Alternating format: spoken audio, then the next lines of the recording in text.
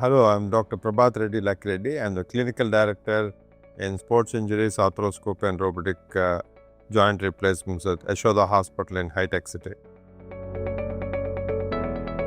Today, the first topic we're going to discuss is, can we call a ACL tear surgery as a fail-proof ACL reconstruction? Now, the most important thing to understand is ACL tear is a very common sports injury happening in young people under 40 years of age.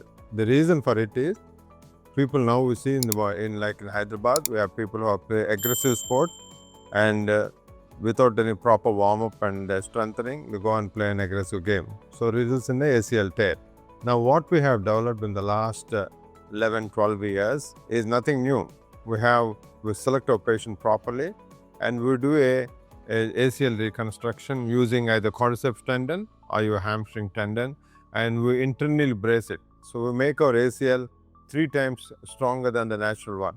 Now because of this slight modification in the standard technique, we're able to get excellent results. The re-tear rate standard procedure is about 3 to 4 in 100, whereas in our procedure we have seen a results of failure rate of 1 in 1000. So it means in the last 5 years I have seen about 5 re-tears, and we know that exactly who are those 5 patients. Common risk factors for the re-tears are obesity, early return to sport. We have patients who had to go to the construction site in about 3-4 weeks and fell down. Obesity is one of the common reasons why people actually re-tear. So my suggestion to reduce even that 1 in 1000 risk is to be cautious when you're obese and having a ACL reconstruction.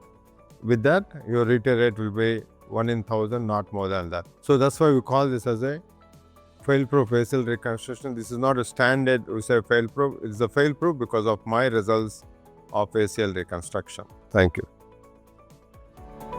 If you found this video useful, like, comment, and subscribe for more health updates.